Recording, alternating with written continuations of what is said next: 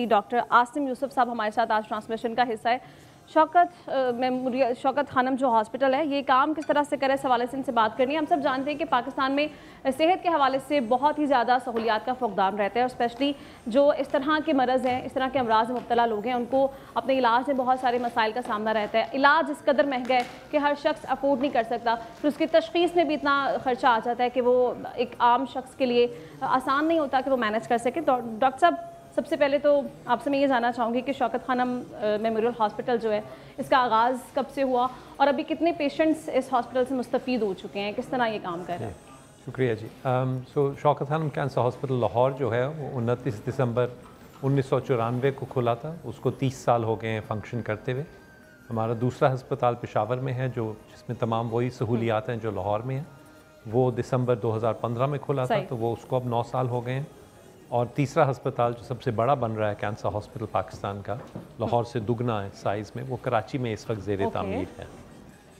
पिछले साल 2024 में हमने 14,500 नए पेशेंट्स एक्सेप्ट किए थे दोनों अस्पतालों में ट्रीटमेंट के लिए।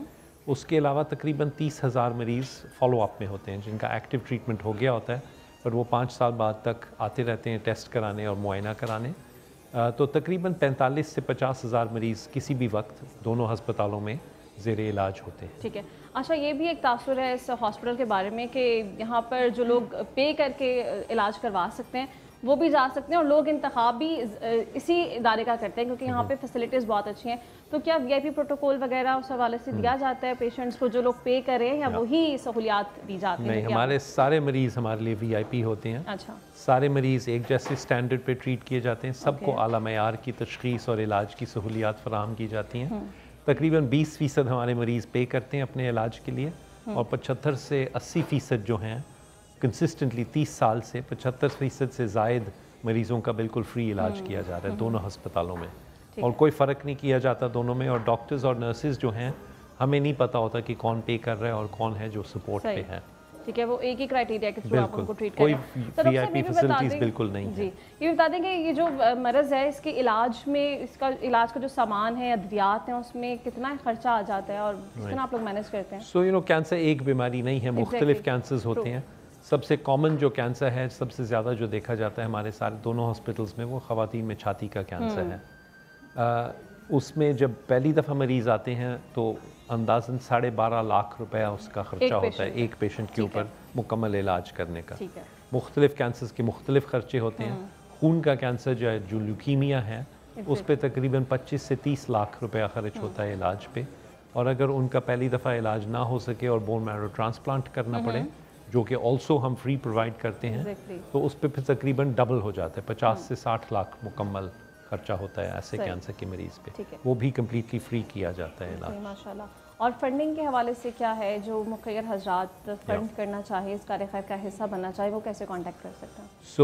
हमारा बजट का बहुत बड़ा हिस्सा ज़कात से आता है हर साल। अब रमज़ान का महीना है तो हम आपके व्यूअर्स को भी रिक्वेस्ट करते हैं कि वो ये जो देख रहे हैं इस प्रोग्राम को, वो दिल खोल के अपना हमें ज़कात और अतियात दें ताकि ये सिलसिला चलता रहे लाहौर और पेशावर में और कराची में भी इंशाल्लाह। आप ज़कात दे सकते हैं। नॉन ज़कात जो बाकी डोनेशंस होती हैं, सदका वगैरह, वो सारा साल हम कलेक्ट करते हैं। इसके अलावा हमारा अपना जो रेवेन्यू है, जो हमारे मरीज़ ख़ुद पे करते हैं 20%, और हमारा लेबॉरेटरी कलेक्शन सेंटर्स का नेटवर्क है मुल्क भर में, जहां आप दुरुस्त और बर वक्त टेस्ट करवा सकते हैं और उससे जो मुनाफा आता है वो भी वापस आता है अस्पताल में, और उससे मुस्तहिक मरीज़ों का फ्री इलाज होता है। अगर कोई ज़कात देना चाहे तो वो अपने किसी भी बैंक अकाउंट में, किसी भी बैंक में हमारे अकाउंट्स हैं, वहाँ जाके जमा करा सकते हैं। अगर वो अपने घर से देना चाहें तो 0800 11 पे टेलीफ़ोन करें तो हमारे नुमाइंदे आके आपसे लेंगे और रसीद उसी वक्त आपको देंगे।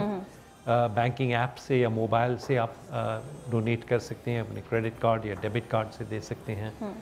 770 पे अगर आप SMS भेजें तो 20 रुपये हमें शौकत खानम को डोनेट कर सकते हैं। इसी तरह तो वो रोज़ाना कर सकते हैं, जब भी आप चाहें कर सकते हैं। तमाम जो मोड्स हैं डोनेशन के, वो हमारी वेबसाइट पे हैं www.shaukatkhanam.org.pk।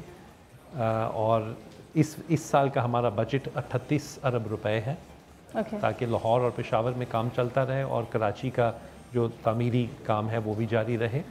इसमें से हमारा टारगेट है कि 11 अरब रुपए ज़कात से आएगा, 11 ही अरब रुपए जो क्लिनिकल इनकम है वहाँ से आएगी, और 13 अरब रुपए जो नॉन ज़कात डोनेशन है ज़कात के अलावा वो हैं। ठीक है डॉक्टर साहब, माशाल्लाह इतनी बड़ी ऑर्गेनाइजेशन है ये, और नॉन प्रॉफिटेबल ऑर्गेनाइजेशन है ऑब्वियसली, तो यहाँ पे स्टाफ भी आपके पास बहुत बड़ी तादाद में है, उनकी सैलरीज, फिर उसके अलावा ऑर्गेनाइजेशन की मेंटेनेंस का इतना खर्चा होता है, वो सारे एक्सपेंसेस जो हैं वो ऑर्गेनाइजेशन खुद बेयर करती है कि वो भी फिर फंड्स में से? ये सारा कुछ इसी बजट में से आता है, और जो सबसे बड़े चैलेंजेस आपने खुद ही पॉइंट आउट किया कि स्टाफ एक बहुत बड़ा चैलेंज होता है, हाईली क्वालिफाइड स्टाफ है, उनको हायर करना और उनको रिटेन करना एक बहुत बड़ा चैलेंज होता है। फिर कैंसर की दवाइयाँ बहुत महंगी होती हैं, जो इलाज इट्सेल्फ है वो बहुत महंगा है, और तीसरा जो इक्विपमेंट है, जो मशीनरी है, सीटी स्कैनर, पेट स्कैनर, रेडिएशन की मशीनें, तमाम कटिंग एज लेटेस्ट हम इक्विपमेंट रखते हैं हमेशा, ताकि हम आला मयार की ट्रीटमेंट प्रोवाइड कर सकें। ठीक है, तो वो भी बहुत महंगी है। अच्छा, पाकिस्तान, अगर इस मुल्क की बात करें तो पाकिस्तान में मैन्युफैक्चरिंग के हवाले से कोई मसाइल का सामना तो नहीं होता, इक्विपमेंट्स में या कोई फैसिलिटीज़ आपने देनी हो तो प्रॉब्लम्स रहती हैं? तकरीबन सारी इक्विपमेंट जो है और ज़्यादातर दवाइयाँ जो हैं वो इम्पोर्टेड होती हैं, और इसीलिए वो इतनी महंगी होती है, क्योंकि ऑब्वियसली वो डॉलर में पे करना पड़ता है, और रुपी का कन्वर्शन रेट जो आपको पता ही है सबके सामने है आजकल के क्या है, तो इसकी वजह से खर्चे बहुत बढ़ गए हैं पहले से। इन्फ्लेशन हर साल कीमतें बढ़ती जा रही है, लेकिन अल्हम्दुलिल्लाह हमें कभी भी पैसों की कमी नहीं हुई। हर साल हमारे डोनर्स ने पिछले साल से ज़्यादा ज़कात और अतियात हमें दी हैं, 30 साल से ये रिकॉर्ड है, और इसी की वजह से 30 साल से हमने हर साल पिछले साल से ज़्यादा मुस्तहक मरीज़ों का कम्प्लीटली फ्री इलाज किया। माशाल्लाह माशाल्लाह। तो डॉक्टर साहब ये भी बता दें कि अभी आपने पॉइंट आउट किया कि ख़वातीन ज़्यादा इस मरज़ का शिकार हो रही हैं, उनकी आगाही बहुत ज़रूरी है, डायग्नोज करना बहुत मुश्किल हो जाता है पेशेंट्स के लिए, पता ही नहीं होता पेशेंट्स को। मोस्टली ये होता है केसेस में कि लास्ट स्टेज पर जाके पता चल रहा होता है कि हम इस मरज़ में मुब्तला है। तो आगाही के हवाले से कोई अवेयरनेस कैंप्स वगैरह भी चलाए जा रहे हैं, कुछ इस पर भी काम हो रहा है? सारा साल हम अवेयरनेस का काम करते हैं, और इनफैक्ट 30 साल पहले जब हमने शुरू किया था तो हमने ही ये सिलसिला शुरू किया था कैंसर अवेयरनेस का। तो अब सारा साल हर साल अक्टूबर में ब्रेस्ट कैंसर अवेयरनेस का महीना मनाया जाता है पाकिस्तान में। उसके अलावा जो टोबैको और तंबाकू, पान, गुटखा, छालिया वगैरह के से वजह से कैंसर्स होते हैं, उनके ख़िलाफ़ भी हम अवेयरनेस कैंपेन्स चलाते हैं। बहुत ज़रूरी है, अगर हम ख़वातीन की ब्रेस्ट कैंसर की ख़ास तौर पे बात करें, कि 18 साल की उम्र के बाद तमाम ख़वातीन हर महीने अपनी छाती का खुद मुआयना करें अपने हाथ से। अगर कोई गिल्टी महसूस हो तो डरें मत, शर्माएं मत, फ़ौरन उसको चेक करवाएं। ज़्यादातर केसेस में वो कैंसर नहीं होता, लेकिन अगर है तो फिर जल्द अज जल्द तशख़ीस हो सके ताकि उसका मुकम्मल इलाज हो सके। पाकिस्तान में ज़्यादातर जो ख़वातीन ब्रेस्ट कैंसर के साथ आती हैं वो स्टेज 3 में आती हैं, जबकि सिर्फ 40% मुकम्मल इलाज मुमकिन होता है। सही। और अगर आप अर्ली स्टेज में आ जाएं, जब पहली दफ़ा गिल्टी महसूस हो, तो 95% से ज़्यादा क्योर रेट है, मुकम्मल इलाज हो सकता है। ठीक है। अच्छा डॉक्टर साहब, सक्सेस रेट भी बता दें कि अब तक जितनी सर्जरीज आप लोगों ने की हैं, कितने पेशेंट्स जो हैं वो मुकम्मल तौर पर सेहतयाब हुए हैं इस इदारे से? हमने तमाम जो कॉमन कैंसर्स हैं उनका अपना सर्वाइवल रेट पब्लिश भी किया हुआ है, हमारी वेबसाइट पे भी अवेलेबल है।